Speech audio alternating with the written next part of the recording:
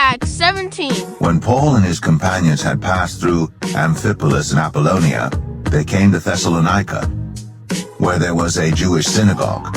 As was his custom, Paul went into the synagogue, and on 3 Sabbath days he reasoned with them from the Scriptures, explaining and proving that the Messiah had to suffer and rise from the dead. "This Jesus I am proclaiming to you is the Messiah," he said. Some of the Jews were persuaded and joined Paul and Silas, as did a large number of God-fearing Greeks and quite a few prominent women. But other Jews were jealous, so they rounded up some bad characters from the marketplace, formed a mob, and started a riot in the city. They rushed to Jason's house in search of Paul and Silas in order to bring them out to the crowd.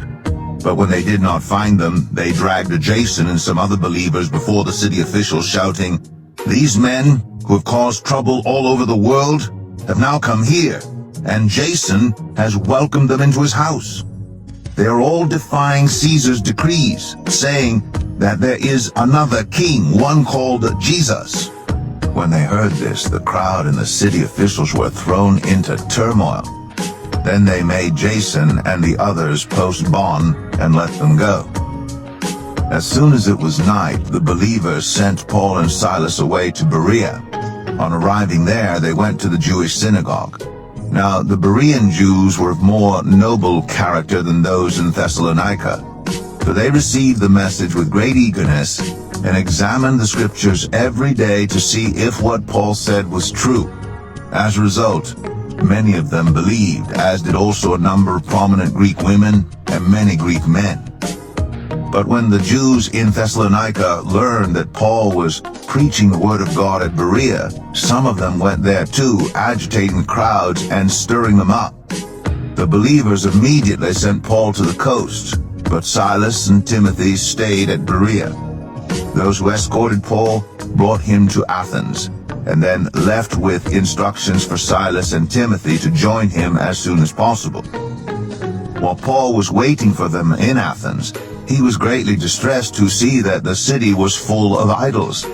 So he reasoned in the synagogue with both Jews and God-fearing Greeks, as well as in the marketplace, day by day with those who happened to be there. A group of Epicurean and Stoic philosophers began to debate with him. Some of them asked, "What is this babbler trying to say?"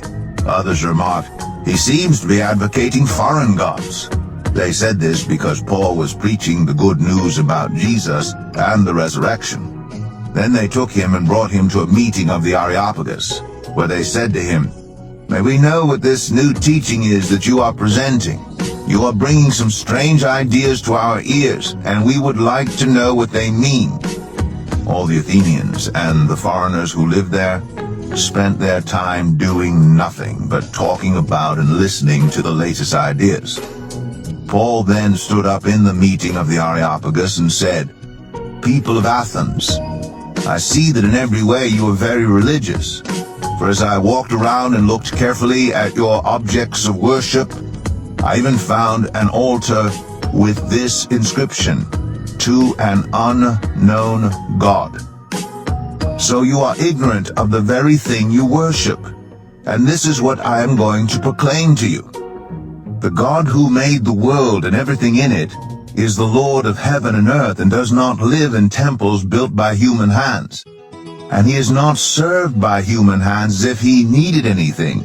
Rather, he himself gives everyone life and breath and everything else. From one man he made all the nations, that they should inhabit the whole earth. And he marked out their appointed times in history and the boundaries of their lands. God did this so that they would seek him and perhaps reach out for him and find him, though he is not far from any one of us. For in him we live and move and have our being. As some of your own poets have said, we are his offspring. Therefore, since we are God's offspring, we should not think that the divine being is like gold or silver or stone, an image made by human design and skill. In the past, God overlooked such ignorance, but now he commands all people everywhere to repent. For he has set a day when he will judge the world with justice by the man he has appointed. He has given proof of this to everyone, by raising him from the dead. When they heard about the resurrection of the dead, some of them sneered, but others said, "We want to hear you again on this subject." At that, Paul left the council. Some of the people became followers of Paul and believed. Among them was Dionysius, a member of the Areopagus, also a woman named Damaris, and a number of others. After this,